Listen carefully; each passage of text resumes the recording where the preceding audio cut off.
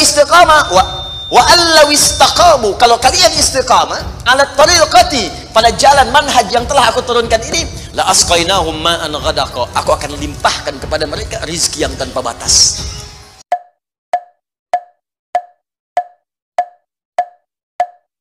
Halo, assalamualaikum, bersama lagi dengan gue. Jangan lupa subscribe and like, share.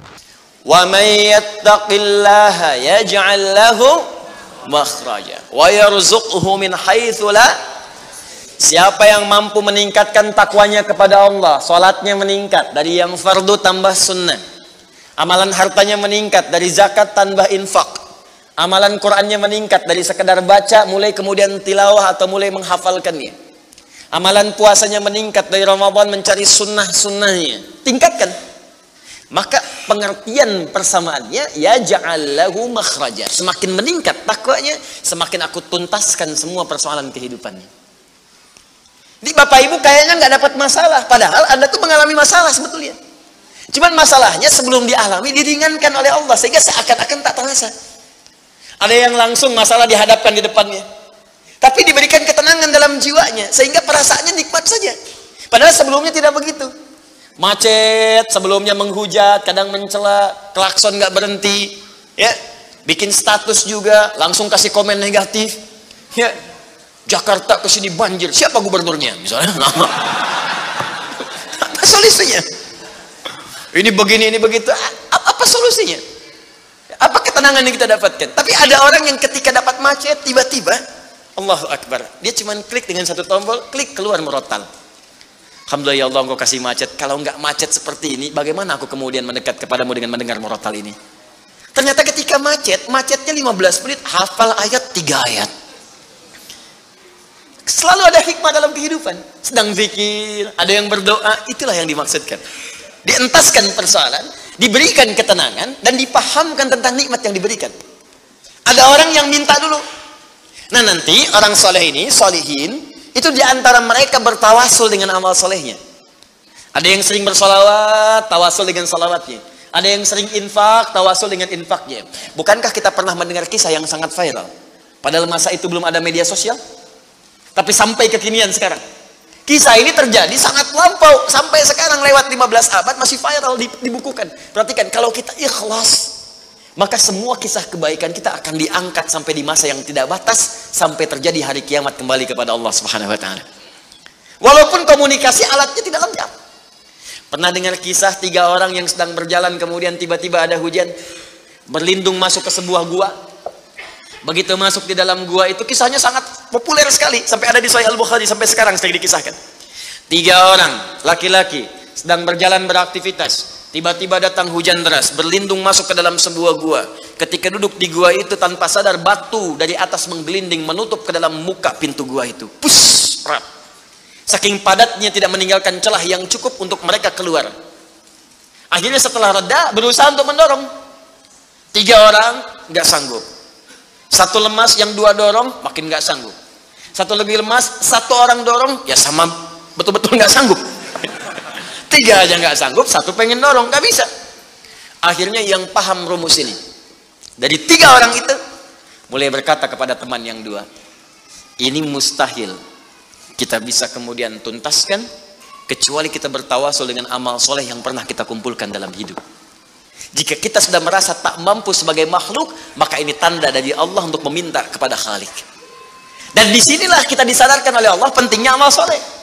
Maka kalau kita sudah merasa amal soleh kita bermanfaat, bahkan bisa dipakai dalam doa, nanti akan semakin semangat amal solehnya. Itu rumus Pak Bu. Di sekarang banyak orang itu tidak mengerti kenapa mesti beramal soleh. Karena itu ketika diminta beramal, malas. Maghrib sudah sholat, begitu isya kan, Allahu Akbar, Allahu Akbar. Ayo isya, kok cepet amat, barusan udah maghrib sekarang isya lagi. Tapi kalau orang yang mengerti, Allahu Akbar, mudah-mudahan tiap menit sholat. Karena bisa minta. Minta, bukankah dalam salat itu minta? Ya, Rabbighfirli warhamni wajburni warfa'ni, permintaan semua. Dalam sujud minta lagi, minta. Selesai. Maka 3 orang itu bermohon dengan amalannya. Yang satu mengatakan, ya Allah, saya punya seorang ibu yang saya baktikan hidup saya untuk melayani beliau. Saya bekerja pulang kemudian tidak pernah saya mengambil sesuatu sebelum ibu saya dulu. Apa yang saya lakukan sebelum tidur? Saya kemudian siapkan susu untuknya saat bangun, kemudian saya berikan terlebih dahulu. Saya tidak pernah menyentuh makanan sebelum ibu saya terlebih dahulu menyentuhnya. Satu kali saya datang, ya Allah, mendapati beliau sudah tertidur. Maka saya tidak berani menyentuh kemudian makanan itu. Dan saya punya kebiasaan ketika bangun saya siapkan air susu. Ya, saya bayangkan ibu memberikan ASI kepada saya, maka sekarang saatnya saya memberikan susu kepadanya. Kemudian saya tunggu di sampingnya, saya sampai ibu saya tertidur sampai bangun. Ketika dia bangun, saya tidak pernah terangkan kepadanya bahwa saya memegang nampan itu dari sejak malam sampai dia bangun. Kemudian saya tuangkan, saya minumkan kepada beliau, setelah beliau menyentuh baru saya makan. Kalau ini menjadi amal soleh yang pernah saya kerjakan, ya Allah, dan Engkau ridha dengannya, mohon bebaskan kami dari kungkungan batu ini. Yang tadinya tidak bergerak, begitu didorong bergeser. Mau keluar masih susah. Ya, ini pertanda dari Allah ingin mendengar semua amalan-amalannya supaya adil terdengar keseluruhannya. Kedua, ya Allah, saya pernah mimpin suatu perusahaan, kalau bahasa kita sekarang. Saya pernah punya bisnis, ya Allah. Kemudian ada karyawan saya, tiba kemudian pamit meninggalkan pekerjaan, tapi gajinya belum saya berikan. Lantas saya simpan gaji itu, dia tak kunjung datang. Kemudian saya berinisiatif, ya Allah, untuk menjadikan gajinya dia sebagai modal, karena khawatir kalau pulang nilainya sudah berkurang. Maka dibelikanlah oleh saya, ya Allah, kambing. Kemudian dikelola kambing itu. Sampai bertahun-tahun datang, kambingnya sudah penuh, ya Allah, dengan berbagai kandang. Ternak sudah banyak. Selapangan sudah kumpul. Begitu dia datang, saya berikan kepadanya semuanya itu, dia mengatakan, kamu bercanda ya? Gaji saya kan cuma 1 juta. Kenapa dibalikin tiba-tiba ada 1000 kambing? Orang ini mengatakan, kamu bercanda? Kata orang tadi, tidak, saya tidak bercanda, tapi ini hak kamu yang saya kembalikan. Dikisahkan kisahnya. Saya belikan kambing, saya jaga dengan rawat dengan baik. Lantas dia mengambil semua kambing itu, ya Allah, tanpa memberikan kepadaku sedikit pun. Makasih ya, pergi gitu kan. Masya Allah. Ya gitu, kalau Baduy itu unik gitu ya. Bukan yang di sini, Arab maksudnya ya. Unik gitu. Jadi lugu, polos, berangkat. Ya. Apa yang terjadi? Maka aku pun, ya Allah, menerima dengan berharap ridhomu saja tanpa meminta imbalan sedikit pun darinya. Dia pergi meninggalkanku, aku mengharap ridho darimu. Maka aku bermohon kepadamu, ya Rabb, kalau dengan itu kemudian engkau ridho, maka bebaskan kami dari kungkungan batu ini. Didorong, geser lagi. Perhatikan bagian yang ketiga ini. Ini tidak mudah karena termasuk bagian dari dosa besar. Meninggalkan dosa besar mendatangkan anugerah yang berlimpah tanpa batas. Ya Allah, dulu aku seorang rentenir.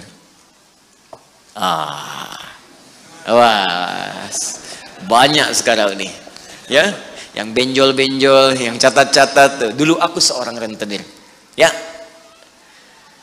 Kemudian ya Allah, aku pinjamkan kepada orang-orang untuk mengambil bunga yang berlipat dan lebih banyak. Tapi aku mencintai seorang putri dari pamanku. Setiap aku lamar dia selalu menolak. Putrinya itu orang soleh, Pak, Bu, baik. Makanya di Quran jelas orang soleh nggak akan dipertemukan dengan yang kurang baik. Tapi jangan pesimis dulu. Caranya jadi orang baik dulu, nanti akan diarahkan pada yang baik. Sabar. Datang sendiri nanti. Ya. Maka apa yang terjadi? Satu saat aku punya kesempatan karena pamannya ternyata butuh modal, aku pinjamkan. Lama dia kemudian tidak bayar-bayar sampai menggelinding hutangnya begitu banyak terkumpul. Datanglah kemudian anak gadisnya kepadaku untuk minta keringanan. Maka aku katakan kepadanya, malam ini pun hutang bapakmu aku akan lunasi seluruhnya tanpa kecuali kalau malam ini engkau mau bergaul denganku. Maka anak perempuan itu sedih, merasa terancam, tapi tak mampu berbuat banyak untuk bapaknya, dia pasrah kemudian mengiyakan. Di malam itulah sejak aku siap-siap untuk menggaulinya, tiba-tiba si gadis itu dengan fitrah lisannya mengatakan, nih kalau orang nggak pernah maksiat, ini kalimatnya itu tinggi sekali, besar, pengaruhnya banyak. Kata perempuan ini, ittaqillah, paman, bertakwalah kepada Allah. Satu kalimat di gadis itu menggetarkan pada jiwaku, melahirkan rasa takut yang sangat dalam. Aku lari meninggalkannya sambil mengatakan, sudah, bapakmu tak ada utang lagi padaku, dan aku lari meninggalkannya. Ya Allah, kalau dengan perbuatan itu engkau ridha yang menjadikan aku bertobat sampai sekarang, maka mohon ya Allah bebaskan kami dari kungkungan batu ini. Begitu mau didorong, batunya sudah menggelinding jauh meninggalkan mulut gua itu. Kumpulan amal soleh yang digunakan wasilah untuk berdoa, terkadang akan cepat mampu mengabulkan apa yang kita mohonkan. Apalagi kalau yang dimintakan adalah pengalaman meninggalkan perbuatan maksiat yang besar. Kadang maksiat-maksiat itu jangan diikuti. Jauhi, tinggalkan. Nanti saat butuh, minta dengan amalan itu. Itu boleh, ayatnya ada. Yang nyuruh Allah berarti Allah yang menetapkan jalan. Salah satu formulanya mengerjakan itu supaya semangat beramal soleh. Amal soleh itu kan cuma dua. Kalau enggak if'al, wala taf'al. Do it, live it. Kerjakan, tinggalkan.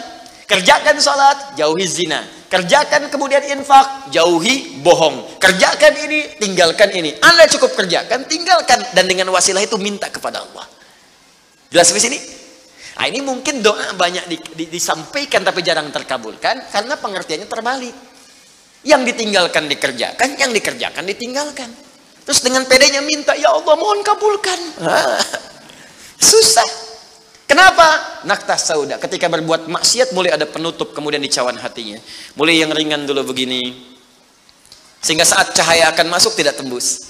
Sedikit-sedikit. Allahu Akbar, Allahu Akbar.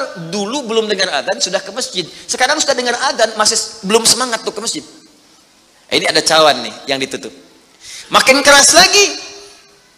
Dulu masih nunggu qomat ke masjid. Sekarang sudah qomat mau dekat waktu sholat berikutnya gak ke masjid juga. Begini.